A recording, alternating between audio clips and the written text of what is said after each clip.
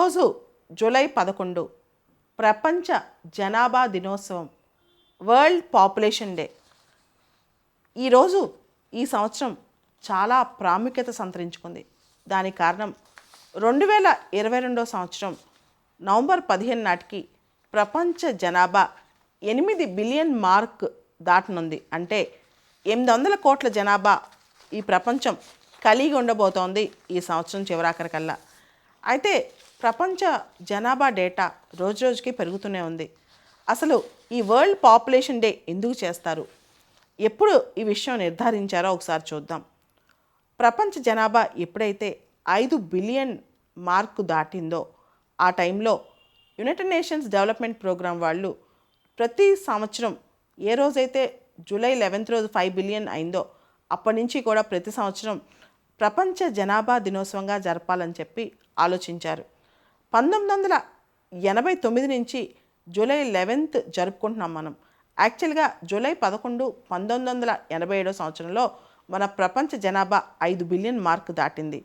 So దాన్ని ఐక్యరాజ్య సమితి జనరల్ అసెంబ్లీ, ఐక్యరాజ్య సమితి సాధారణ సభ కూడా దీన్ని రెజల్యూషన్ పాస్ చేసి మరి జూలై 11ని ప్రపంచ జనాభా దినోత్సవంగా జరుపుకోవాలని నిర్ణయించింది. అయితే ప్రతి సంవత్సరం జూలై 11కి ఒక థీమ్ ఉంటుందన్నమాట. అంటే ఒక థీమ్ ఆధారంగా వీళ్ళు వాళ్ళ సమావేశాలు నిర్వహించడం, అవేర్నెస్ క్యాంపెయిన్స్ చేయడం అన్నీ చేస్తారు. ఈ సంవత్సరం థీమ్ ఏంటి అంటే జూలై 11 2022 ప్రపంచ జనాభా దినోత్సవం యొక్క థీమ్ ఏంటి అంటే ఏ వరల్డ్ ఆఫ్ 8 బిలియన్, 8 బిలియన్ల జనాభా ప్రపంచం, towards a resilient future for all, భవిష్యత్ అందరికీ కూడా సుస్థిరంగా ఉండాలని చెప్పి, harnessing opportunities and ensuring rights and choices for all, అందరికీ అవకాశాలు, అందరికీ హక్కులు, అందరికీ మంచి చాయిసెస్, దీనికోసం ప్రపంచ జనాభా దినోత్సవం. అయితే యునైటెడ్ నేషన్స్ జనరల్ అసెంబ్లీ ప్రతి సంవత్సరం ఈ రోజున అనేక రకాల పాపులేషన్ ఇష్యూస్ మీద, ఈక్వాలిటీ మీద, ఫండమెంటల్ రైట్స్ మీద, పావర్టీ మీద, environment development and it's relationship with population అంటే సుస్థిర అభివృద్ధి, ముఖ్యంగా పర్యావరణము, ప్రజలు, జనాభా అంశాల మీద చాలా క్యాంపెయిన్స్ నిర్వహిస్తాయి. ముఖ్యంగా ప్రపంచవ్యాప్తంగా డెమోగ్రఫిక్స్ అంటే పాపులేషన్ మెజర్స్ ఎలా ఉన్నాయి, తర్వాత పాపులేషన్ పెరగటం వల్ల జరిగే లాభాలు నష్టాలు ఏంటి, పాపులేషన్లో ఎటువంటి పాపులేషన్ మనం రైజ్ అవుతుంది, అన్నిటికి సంబంధించిన అవగాహన కోసం ఈ రోజును మనం చేసుకుంటాం. ఓవర్ పాపులేషన్ వల్ల మంచి జరుగుతుందా, చెడు జరుగుతుందా, దీనివల్ల మహిళలు, పిల్లలు ఏ విధంగా ఇబ్బంది పడుతున్నారా, లేకపోతే వాళ్ళకి ఏమైనా సానుకూలంగా ఉందా, అన్నీ అన్నమాట. సో మనం ఒకసారి పాపులేషన్ డెమోగ్రఫిక్స్ గమనిస్తే 1000వ సంవత్సరంలో మనకి కేవలం 400 మిలియన్ పాపులేషన్ ఉండేదంట. 1804వ సంవత్సరంలో ఆ పాపులేషన్ 1 బిలియన్ అయింది. 3 బిలియన్ 1960లో అయింది. పాపులేషన్ 6 నుంచి 7 బిలియన్స్ అవడానికి 12 ఏళ్ళు పట్టింది. 7 నుంచి 8 బిలియన్ అవడానికి దాదాపు 12 ఏళ్ళు పట్టింది. 2050 కల్లా పాపులేషన్ 10 బిలియన్లు అయ్యేటట్టుంది. అలానే 2100 సంవత్సరం కల్లా ఈ పాపులేషన్ ఇంకా గట్టిగానే పెరిగే అవకాశం కనిపిస్తుంది. అయితే 2080 నుంచి 2100 సంవత్సరం వరకు పాపులేషన్ స్టెబిలైజ్ అయ్యే అవకాశం కూడా కనిపిస్తుంది అన్నమాట. సో ప్రపంచంలో ప్రతి సెకండ్కి 4.2 చిల్డ్రన్ పుడుతున్నారు. అంటే దాదాపు 4 మంది పైన పిల్లలు పుడుతున్నారు ప్రతి సెకండ్కి.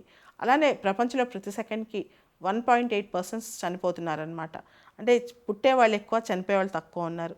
దాంతోపాటు 2050 కల్లా ప్రపంచవ్యాప్తంగా పట్టణాల్లో నివసించే జనాభా దాదాపు టోటల్ జనాభాలో 70% ఉంటుందంట. సో ఐక్యరాజ్య సమితి గణాంకాల ప్రకారం ప్రపంచ జనాభా ఏ విధంగా ముందుకెళ్ళబోతుంది, ప్రస్తుతం యాజ్ ఆన్ డేట్ 795 crores ఉందంట. ఈ సంవత్సరం నవంబర్ 15కి అది 800 కోట్లు అవ్వబోతుందంట.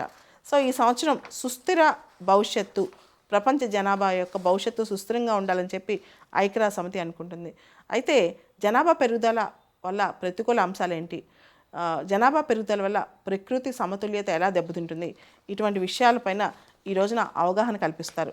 ఇప్పటికే మన భూమి యొక్క పునరుత్పాదక శక్తి అనేది 2 ఎక్కువగా మనం వాడుతున్నాం. అంటే భూమికి ఉన్న శక్తి కన్నా డబుల్ మనం వాడుతున్నాం అనమాట. ఇది సరిపోనట్టు 2050 కల్లా ఇటువంటి భూమండలాలు 3 కావాలి మనిషి యొక్క అవసరాలు తీర్చాలంటే. 2050 కల్లా మనకున్న అవసరాలు దృష్టిలో పెట్టుకుంటే ప్రస్తుతం ఉన్న భూమండలాలు లాంటివి 3 కావాలంట. ఇది ఒకసారి ఆలోచించాలి. 2050 కల్లా మన ఆహారపు అవసరాలు 70% పెరగనున్నాయి. ఇప్పుడున్న దానికంటే 70% పెరగనున్నాయి మన ఫుడ్ నీడ్స్ అనమాట.